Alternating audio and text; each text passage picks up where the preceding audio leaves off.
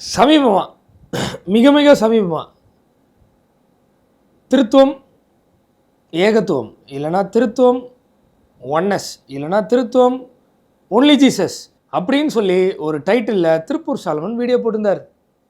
அந்த வீடியோ லிங்க்கை நமக்கு அனுப்பி மக்கள் என்ன சொன்னாங்க, நீங்கள் இதுக்கு ஒரு பதில் கொடுங்க ப்ரோ இதை பதில் கொடுங்க, நிறைய பேர் தவறான வழியில் போயிடுறாங்க அப்படின்னு சொல்லி ஏகப்பட்ட பேர் நமக்கு அந்த லிங்க் அனுப்புனாங்க. ஆனால் நம்ம என்னென்னா ட்ரினிட்டி வெர்சஸ் ஒன்லி ஜீசஸ், யாரோ ரெண்டு பேருக்கு இடையில மோதல், நம்ம ஏன் தலைவிடணும்? ட்ரினிட்டியும் நம்ம தப்புன்றோம், ஒன்லி ஜீசஸும் தப்புன்றோம், வேதம் தான் சரின்றோம், நம்ம எதுக்கு இதில் மூக்க நுழைக்கணும்னு நினச்சி கம்முன்னு இருந்தால் இன்னொரு வீடியோ லிங்க் வருது. என்னடா அப்பா அப்படின்னா அந்த வீடியோ தான் இந்த வீடியோவில் பார்க்க போகிறோம். என்னன்றதை பார்த்துட்டு வீடியோக்குள்ளே போகலாம்.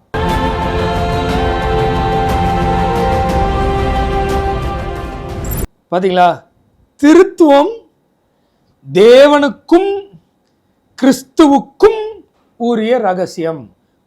கும்முன்னு அழுத்தி சொல்கிறத நீங்கள் நல்லா கும்முன்னு வாங்கிட்டீங்கன்னா இந்த வீடியோ முழுசாக பார்க்கும்போது திருப்பூர் சாலமன் சொல்கிற பொய் எத்தனை மோசமானதுன்னு தெரிஞ்சுக்கலாம்.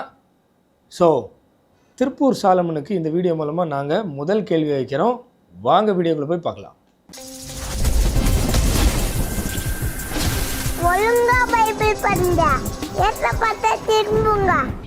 ரகசியம் என்ன தெரியுமா சொல்லுகிறது? பிதா குமாரன் பரிசுத்த ஆவி, இந்த தேவன் தன்னிடத்தில் இருக்கிற குமாரனை பூமிக்கு அனுப்பினார். என்னது? பிதா குமாரன் பரிசுத்த ஆவி ஆகிய ஒரு தேவன் இருக்காரு, தன்னிடத்தில் இருக்கிற குமாரனை பூமிக்கு அனுப்பினார். What is this? திருப்பி என்ன கேக்குறீங்களா? இந்த ரகசியம் என்ன தெரியுமா சொல்லுகிறது? பிதா குமாரன் பரிசுத்த ஆவி, இந்த தேவன் தன்னிடத்தில் இருக்கிற குமாரனை பூமிக்கு அனுப்பினார். பிதா குமாரன் பரிசுத்த ஆவி, இந்த தேவன் தன்னிடத்தில் இருக்கிற குமாரனை பூமிக்கு அனுப்புறாரா? வேதம் எந்த ஒரு இடத்துலயுமே பிதா பூமிக்கு வந்தாருன்னு ஒரு வசனம் கூட இருக்காரு. என்னது? வேதம் எந்த இடத்துலையுமே பிதா பூமிக்கு குமாரனாக வந்தாருன்னு வசனம் இருக்காதா? எந்த வேதத்தை சார் கையில் வச்சுருக்கீங்க? நாங்கள் இந்த பைபிள் தான் வச்சுருக்கோம். இதில் பழைய ஏற்பாடும் புதிய ஏற்பாடும் அடங்கிய பரிசுத்த வேதாகமம். இது எபிரேய கிரேக்கு என்னும் மூல பாஷையிலிருந்து தமிழில் மொழிபெயர்க்கப்பட்டது. இந்த பைபிள் சொசைட்டி ஆஃப் இந்தியா தான் காப்பிரைட்டை வச்சுருக்கு. இந்த பைபிளை நாங்கள் வச்சுருக்கோம். இதில் இருக்கே சார், உங்களுக்கு தெரிலனா இன்னொரு பதிவில் அந்த வசனங்கள்லாம் எடுத்து அனுப்புகிறோம். இந்த பதிவில் நீங்கள் சொன்ன பொய்யெல்லாம் காமிச்சு கொடுத்து உங்களுக்கு முதல் கேள்வியை வைக்கிறோம். சிலர் இந்த வசனத்தை எடுத்து காண்பிக்க முடியும். 1 தீமோத்தேயுடைய புத்தகம் 3ஆம் அதிகாரம் 16வது வசனம் பாருங்க. அன்றியும் தேவ பக்திக்குரிய ரகசியம் யாவரும் ஒப்புக்கொள்ளுகிறபடியே மகா மேன்மை உள்ளது. இங்கேயும் ஒரு ரகசியத்தை குறித்து வேதம் பேசுகிறது. தேவன் மாம்சத்தில் வெளிப்பட்டார். தேவன் மாம்சத்தில் வெளிப்பட்டாரா? அப்ப தேவன் என்று யாரை சொல்லுகிறது இந்த வசனம்? இது தேவன் என்று யாரை சொல்லுகிறதா? இந்த முழு வேதாகமத்தில் தேவன் ஒருத்தர் தான், அந்த ஒரே தேவனை பற்றி தான் பேசியிருக்கு. நீங்கள் என்ன புதுசாக தேவன் என்று யாரை சொல்லுகிறது இந்த வசனம்ன்றீங்க? எங்களுக்கெல்லாம் ஒரு தேவன் தான், உங்களுக்கு 3? கேட்டால் இல்லை ஒன்றுன்னுவீங்க. ஏற்கனவே சொன்னேன், எப்பொழுதெல்லாம் தேவன் என்கிற வார்த்தை வருகிறதோ அது யாரை வேண்டுமானாலும் குறிக்கலாம். பிதாவை குறிக்கலாம், அல்லது இயேசு கிறிஸ்துவை குறிக்கலாம், அல்லது யாரை குறிக்கலாம்? பரிசுத்த ஆவியானவரை குறிக்கலாம். எங்கெல்லாம் என்ன வருதோ அல்லது இல்லது அல்லதுன்னு 3 பேரில், அதாவது 3 கடவுளில் யாரை வேணால் குறிக்கலாமா? இப்போ இதெல்லாம் பொய்யாடா அப்படின்னு நீங்கள் கேட்டிங்கன்னா, ஏங்க இதெல்லாம் பொய்யாவே இருந்தாலும் உங்களுக்கு புரியாது. ஆனால் பச்சை குழந்தைக்கு கூட இவர் சொல்கிறது பொய்ன்னு புரிகிற அளவுக்கு வசன ஆதாரத்தோடு சொல்கிறேன், தொடர்ந்து பாருங்கள். யாரை வேண்டுமானாலும் குறிக்க முடியும். இதனுடைய சில ஆங்கில மொழிபெயர்ப்பை எடுத்து வாசித்து பார்த்தீங்கன்னா கிறிஸ்து மாம்சத்தில் வெளிப்பட்டார்னு இருக்கும். ஏன் அப்படி போட்டாங்க? இங்க தேவன் மாம்சத்தில் வெளிப்பட்டார் என்று தானே போட்டிருக்க வேண்டும். பார்த்தீங்களா, இவர் தேவைக்கு ஒரு இடத்துல தேவன் மாம்சத்தில் வெளிப்பட்டார்னு வந்துருச்சுன்னா தேவனே வரல, தேவனுடைய குமாரன் தான் வந்தாருன்னு நிரூபிக்க என்ன சொல்லுவார்? சில ஆங்கில மொழிபெயர்ப்பில் பார்த்தீங்கன்னா அதுக்கு ஒரு கதை, பிரதிகள் எடுப்பாங்க. அது 27,000 பிரதி இன்னைக்கு கையில் இருக்குது. அந்த 27,000 பிரதியில் ஒரு சாரார் இந்த மாதிரி இருக்குது, ஒரு சில பதிவுகளில் இப்படி இருக்குது, ஒரு சில இதில் அவர்னு இருக்குது. அதனால் அவர்னு இருக்கிறதுல டிரான்ஸ்லேட் பண்ணும்போது அவர்னு போட்டாங்க, கிறிஸ்துன்னு இருக்கிறதுல டிரான்ஸ்லேட் பண்ணும்போது கிறிஸ்து மாம்சத்தில் வெளிப்பட்டார்னு போட்டாங்க, தேவன் இருக்கிற பதிவை டிரான்ஸ்லேட் பண்ணும்போது தேவன்னு போட்டாங்கன்னு கதை விடுவார். ஆனால் உண்மையாக எங்கே இங்கிலீஷில் பார்க்கணுமோ அங்கே பார்க்காம எப்படி பொய் சொல்கிறாருன்னு பாருங்கள். 2ஆம் அதிகாரத்துல 2ஆம் வசனம் பாருங்க. பிதாவாகிய தேவனுக்கும் இயேசு கிறிஸ்துவுக்கும். அது என்ன ரகசியம்? அது என்ன அவ்வளோ பெரிய ரகசியமா? உண்மைதான். அதுன்னு அவ்வளோ பெரிய ரகசியமா? உண்மைதான். நீங்கள் படிச்சீங்க இல்லையா? தப்பு தானே? ஏன்னா இந்த கொலோசியர் 2:2 மொட்டையாக அவுட் ஆஃப் கான்டெக்ட்ல எடுத்து நீங்கள் தேவையில்லாத எதையோ பேசுறதுக்கு முன்னாடி அந்த ரகசியம் என்னன்னு கொலோசியர் 1:27 சொல்லிட்டாரு. அதை பார்க்கணும் ஃபர்ஸ்ட். புறஜாதிகளுக்குள்ளே விளங்கிய இந்த ரகசியத்தில் உள்ள மகிமையின் ஐஸ்வர்யம் இன்னதென்று. அதாவது புறஜாதிகளுக்குள்ளே விளங்கிய இந்த ரகசியத்தில் உள்ள மகிமையின் ஐஸ்வர்யம் இன்னதென்று தேவன் தம்முடைய பரிசுத்தவான்களுக்கு தெரியப்படுத்த சித்தமானார். ஸோ ரகசியத்தை ஆண்டவர் தெரியப்படுத்திட்டார். அதாவது தெரியப்படுத்த சித்தமாயிட்டாரு, தெரியப்படுத்திட்டார். அது என்ன ரகசியம்னு அந்த வசனத்தில் சொல்லிட்டாரு. சொல்லியாச்சு, ரகசியத்தை சொல்லியாச்சு. என்ன தெரியுமா? பரிசுத்தவான்களுக்கு தெரியப்படுத்த சித்தமானார். என்ன தெரியுமா? தொடர்ந்து படிக்கிறேன்.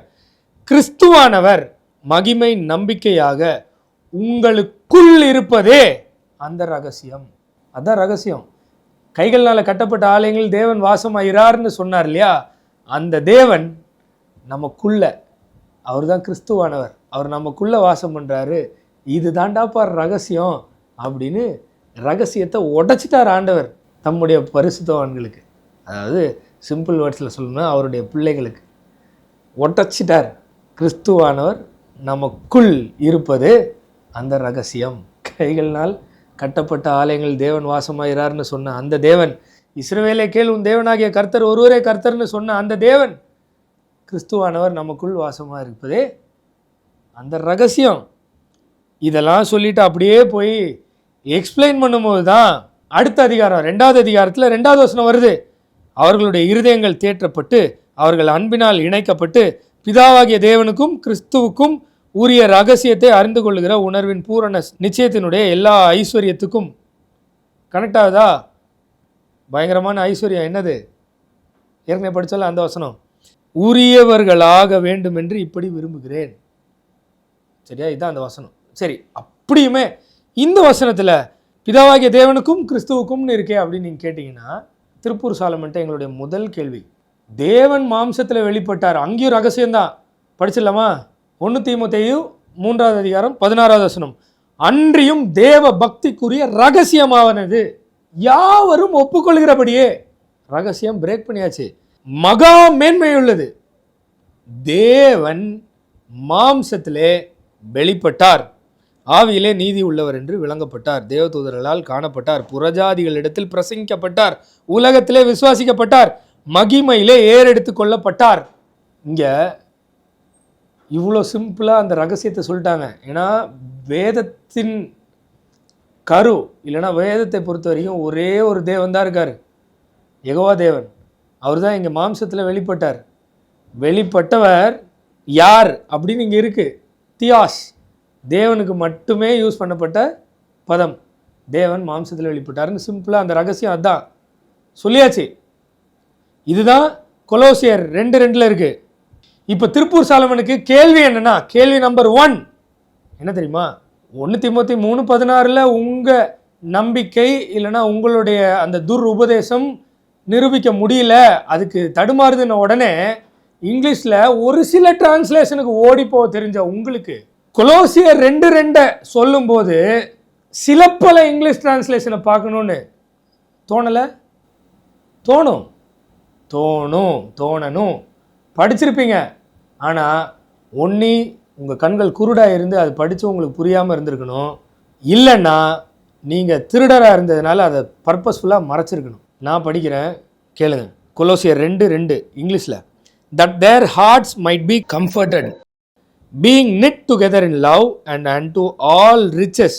அந்த riches கொலோசியர் 1:27 நம்ம பார்த்தோம் இல்லையா? of the full assurance of understanding to the acknowledgement of mystery of God அப்படின்னு போட்டு கமா போட்டு, and of the Father அப்படின்னு கமா போட்டு, and of Christ அப்படின்னு எழுதியிருக்கு. இது எந்த டிரான்ஸ்லேஷன் எனக்கு தெரியல. ஏன்னா நான் தமிழ் பைபிளில் பேரலாக தமிழ் இங்கிலீஷ்னு வரும். அதில் இருக்கிறத நான் படிச்சிருக்கேன். சரியா? இங்கே மிஸ்ட்ரி ஆஃப் காட் கமா போட்டு and of the Father comma போட்டு அண்ட் ஆஃப் கிரைஸ்ட்னு இருக்கு. இப்போ இங்கே தேவன் வேற ஒருத்தர் இருக்காரு, ஃபாதர் வேற ஒருத்தர், கிறிஸ்து வேற ஒருத்தர் அப்படின்னு சொல்லுவீங்களா? சரி, சில பல இங்கிலீஷ் டிரான்ஸ்லேஷன் படிப்போமா? கொலோசியர் 2:2 முதல்ல நியூ இன்டர்நேஷனல் வெர்ஷன் NIV.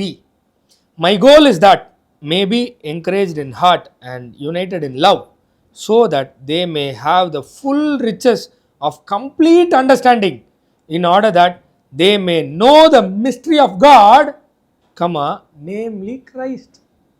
என்ன திருப்பூர் சாலமன் சொல்லுங்க, பதில் சொல்லுங்க. 1 தீமோத்தேயு 3:16 தேடி எடுத்து ஒரு சில டிரான்ஸ்லேஷன்லன்னு நீங்கள் உங்களுடைய துருபதேசத்தை நிரூபிக்க போராடினீங்களே, கொலோசியர் 2:2 ஏன் சில பல முக்கியமான டிரான்ஸ்லேஷனை படிக்காமல் விட்டீங்க? புரியுதா? In order that they may know the mystery of God, தேவனுடைய ரகசியம், நேம்லி கிரைஸ்ட். புரியலையோ? சரி, வேறு டிரான்ஸ்லேஷன் படிக்கிறேன். New Living Translation. I want them to be encouraged and knit together by strong ties of love. I want them to have complete confidence that they understand God's mysterious plan, which is Christ himself. NLT translation. என்னவா? எதை புரிஞ்சுக்கணுமா? God's mysterious plan, அதை புரிஞ்சுக்கணுமா? அது என்ன தெரியுமா? which is Christ himself. திரும்பவும் சொல்கிறேன், கொலோசியர் 1:27 சொன்னார் இல்லையா, அந்த ஐஸ்வர்யம், மகிமை, ரகசியம், கைகள்னால கட்டப்பட்ட ஆலயங்கள் தேவன் வாசம் ஆயிறாருன்னு சொல்லி, நீங்களே தேவனுடைய ஆலயம்னு சொல்லி, அந்த தேவன் நமக்குள்ளே வாசம் பண்ணுறாருன்னு சொல்லியிருக்கு. அது கிறிஸ்துன்றது தான் அந்த ரகசியம், அந்த தேவன் கிறிஸ்து தான்ன்றது தான் அந்த ரகசியம்ன்றது தான் கொலோசியர் 1:27 சொன்னார். அதை தான் இங்கே எக்ஸ்பிளைன் பண்ணி சொல்கிறாரு. என்ன? காட்ஸ் மிஸ்டீரியஸ் பிளான் என்ன? Which is Christ himself. கிறிஸ்து தான் தேவன்னு சொல்கிறார். ஒரே தேவன் தான். ESVக்கு போய்டுவோம். ESV இந்த ஜோவாஸ் விட்னஸோட டிரான்ஸ்லேஷன் இல்லை mister Tiruppur Solomon. ESV English standard version ரொம்ப காலமாக இருக்குது. ஃபுல் வசனம் படிக்காமல் நான் ஸ்ட்ரெயிட்டாக அந்த காட்ஸ் மிஸ்ட்ரி என்னன்னு மட்டும் படிச்சிடுறேன். To reach all the riches of full assurance of understanding and the knowledge of God's mystery which is Christ. இங்கே தேவனுக்கும் கிறிஸ்துவுக்கும் இல்லை இல்லை, அதுலேயும் இங்கே நார்மலாக தேவன்னு தான் இருக்குது, பிதாவாகிய தேவனுக்கும் இல்லை. King ஜேம்ஸில் படிப்போமா? that their hearts might be comforted, being knit together in love, and unto all riches of the full assurance of understanding, to the acknowledgement of the mystery of God and of the Father and of Christ. அதாவது mystery of God and of the Father and of Christ. இப்போ God வேறு, father வேறு, Christ வேறுன்னு சொல்லுவீங்களா? இது நான் அந்த தமிழ் பைபிளில் பேரலாக இங்கிலீஷ் வர்ஸ் இருந்தது இல்லையா, அதுக்கு சிமிலராக இருக்குது. புரியுதா நான் என்ன சொல்ல வரேன்னு? புரியுதா மிஸ்டர் சாலமன்? கேள்வி புரியுதா? புரியும், ஆனால் புரியாத மாதிரி இருப்பீங்க, இல்லை ஏமாற்றுவீங்க. நியூ அமெரிக்கன் ஸ்டாண்டர்ட் பைபிள் போமா? Resulting in a true knowledge of God's mystery that is Christ himself. God's mystery that is Christ himself. என்னது அதெல்லாம்? ரகசியமே என்ன? தேவன் மாம்சத்தில் வெளிப்பட்டார். யெகோவா தேவன், யெகோவா ரட்சகராக இங்கே வரார். என்னை என்று வேறு ரட்சகர் உனக்கு இல்லைன்னு சொன்னார்ல, அந்த தேவன் யெகோவா தேவன் இங்கே ரட்சகராக வரார். இதுதான் ரகசியம், இதுதான் மகிமையின் ரகசியம். காணக்கூடாத தேவனுடைய தற்சுரூபம் அவர் தான். நீ பார்க்க முடியாது, ஆனால் நீ பார்க்கும் வடிவில் வந்தவர் அவர் தான், இயேசு கிறிஸ்து. அதுக்கப்புறம் எக்கச்சக்கமாக இருக்கும். நீங்கள் சும்மா கூகுளில் எல்லா டிரான்ஸ்லேஷன்லையும் எடுத்து படிங்க. அந்த வசனம் திருப்பூர் சாலமன் சொல்கிற மாதிரி பொருளை கொண்டு வரவில்லை, அவர் போய் சொல்கிறார். தொடர்ந்து பார்ப்போம். இன்றைக்கு சபைகளிலேயே பிதாவை குறித்தும் கிறிஸ்துவை குறித்தும் பலவிதமான போதனைகள் இருக்கின்றன. சபையிலெல்லாம் இல்லை மிஸ்டர் திருப்பூர் சாலமன், சபைன்னு சொல்லப்படுற சோகால்டு அதில் இருக்கும். ஏன்னா ஆண்டவருடைய பிள்ளைக்கு ஆண்டவர் யாருன்னு தெரியும். தகப்பனை அறியாத புத்திரன் இருக்க வாய்ப்பில்லை ராசா, வாய்ப்பில்லை. ஒருவேளை ஒரு சில அறியாமையினால் இருக்கலாம், ஆனால் ஆண்டவர் சிற்றியாத புத்திரன் உண்டோ, அவர் கையிலேருந்து எவனாலையும் பிடுங்க முடியாதுன்னு சொல்லியிருக்கு இல்லையா. அதனால் அவர் அழகாக தன்னுடைய மகனை கூட்டிகிட்டு வந்து தான் யாருன்னு சொல்லி கொடுப்பார். அதில் ஒரு வகையான போதனை, பிதா என்பவர் மட்டும் தேவன், இயேசு கிறிஸ்து படைக்கப்பட்ட ஒரு தூதன். இதுதான் அவங்கள பொறுத்த வரைக்கும் ஒரு போதனை. இந்த போதனையின் பிரகாரம் இயேசு கிறிஸ்து படைக்கப்பட்டவர், அவரை படைத்தவர் ஒருவர் இருக்கிறார். நான் கேட்கிறேன், இதுக்கு என்ன ரகசியம் தேவை? இது என்ன ரகசியமா? இது ரகசியம் இல்லை. சரி, இது ரகசியமா? இது ரகசியம் இல்லை. அப்போ வேற எது ரகசியம்? பிதாவுக்கும் இயேசு கிறிஸ்துவுக்கும் உரிய ஒரு ரகசியம் இருக்கிறது என்று வசனம் சொல்லுகிறது. அப்படியா அந்த வசனம் சொல்லுச்சு? அதையா நான் அவ்வளோ தூரம் மாங்குன்னு படித்தேன். பிதாவுக்கும் இயேசு கிறிஸ்துவுக்கும் உரிய ஒரு ரகசியம் இருக்கிறது என்று வசனம் சொல்லுகிறது. ஆனால் பிதா இயேசு கிறிஸ்துவை ஒருவேளை படைத்திருந்தா, அவர் ஒரு தூதனாக இருந்தா, அது ஒரு ரகசியம் இல்லை. It's not a mystery. அந்த ரகசியம் அப்படிங்கிறதுக்கு சரியான ஒரு ஆங்கில பதம் பார்த்தீங்கன்னா மிஸ்ட்ரின்னு போட்டிருக்கும். எல்லாம் கரெக்டு தான். ஆனால் அந்த மிஸ்ட்ரியை தான் ஓப்பன் பண்ணிட்டாங்களே கொலோசியர் 1:27. ஏன் கொலோசியர் 2:2 அந்த மிஸ்ட்ரியை சொல்லிட்டாங்க. தொடர்ந்து படித்தா புரியும். படிக்கலாமா? கொலோசியர் 2:3 அவருக்குள் ஞானம் அறிவு என்பவைகளாகிய பொக்கிஷங்கள் எல்லாம் அடங்கி இருக்கிறது. அவர்களுக்குள் இல்லை, இந்த பிதாவுக்கும் இயேசுவுக்கும் அப்படின்னு 2 நபர்களாக காமிச்சிருந்தா அங்கே அவர்களுக்குள் அப்படின்னு இருக்கணும். ஆனால் அவருக்குள். இதுதான் அந்த ரகசியம். ஒரே ஒரு தேவன் தான் இருக்கிறாரு. தனித்தனியாக இவர் அவர்னு பிரிஞ்சு கிடக்கிற மாதிரி இல்லை ரசா. அது ஒரு புரிந்து கொள்ள முடியாத ஒன்று, கஷ்டமான ஒன்று. பழைய ஏற்பாட்டில் கூட சில இடங்களிலே அதை குறித்ததான பெரிய வெளிப்பாடுகள் நம்ம இடத்துல இல்லை. ஆனால் குமாரன் வந்து பின்னாடி அதை வெளிப்படுத்தும் பொழுதுதான் நமக்கு நிறைய விஷயங்கள் அறிய நேரிடுகிறது. அதனால தான் குமாரன் வந்து வெளிப்படுத்தினார், என்னை கண்டவன் பிதாவை கண்டான். நீ இவ்வளோ நாள் என் கூட இருந்தோம், உனக்கு தெரியலையாப்பா பிதா யாருன்னு அப்படின்னு பிலிப்பு கிட்ட கேட்டார்ல. உங்களுக்கு அதெல்லாம் தெரியாது, உங்களுக்கு அதெல்லாம் தெரியாது. ஞானமாகிய இயேசு கிறிஸ்து அந்த இடத்துல ஞானம் இயேசு கிறிஸ்து என்று கொண்டால் இப்ப பிதாவுக்கு ஞானம் இல்லையா? இதெல்லாம் ஒரு பைத்தியக்காரத்தனமான மூட நம்பிக்கையினுடைய போதனைகள். இப்போ திருப்பூர் சாலமன் பரியாசம் பண்ணவே இல்லைல்ல. இந்த பரியாசக்காரர் உட்காரும் இடத்தில் அப்படின்னு சொல்லிட்டு மக்கள் வந்து ஒரே அடியாக கொஞ்ச நாளாக பரியாசம்னு இந்த எம்டி ஜெகன் கூட இப்போ ரீசெண்டாக கதறிருக்கார். பரியாசக்காரங்க வருவாங்க, அது வந்து இந்த ஸ்பிரிட்டு அந்த ஸ்பிரிட்டுன்னு. நான் கேட்குற கேள்வி என்னென்னா, திருப்பூர் சாலமன் பரியாசமே பண்ண மாட்டாரா? என்னப்பா திடீர்னு சம்மந்தமே இல்லாமல் இதை கேட்குறா அப்படின்னு நீங்கள் கேட்டிங்கன்னா நீங்கள்லாம் கவனிச்சிருக்கவே மாட்டீங்க. ஏன் தெரியுமா? திருப்பூர் சாலமன் ஒரு மாயமால தாழ்மையில் பரியாசம் பண்ணிட்டார். பார்க்குறீங்களா? இதெல்லாம் ஒரு பைத்தியக்காரத்தனமான மூட நம்பிக்கையினுடைய போதனைகள். கேட்டிங்களா? இது பரியாசம் இல்லையா? திரும்ப நல்லா கேளுங்க. இதெல்லாம் ஒரு பைத்தியக்காரத்தனமான மூட நம்பிக்கையினுடைய போதனைகள். இதெல்லாம் சுத்த பைத்தியக்காரத்தனமே இல்லையாடா? பைத்தியக்காரன் அப்படின்னா பரியாசம் ஆயிடும். இதெல்லாம் சுத்த பைத்தியக்காரத்தனமான போதனைகள் அப்படின்னு சொல்லிட்டா பரியாசமே கிடையாது. இதுதான் இன்றைய கிறிஸ்தவம் ஏற்படுத்தி வச்சிருக்கிற மாயமான ஒரு கிறிஸ்தவ எப்படி சொல்கிறது பாடி லாங்குவேஜ். சரி, கேள்வி நம்பர் 2 அடுத்த பதிவில்.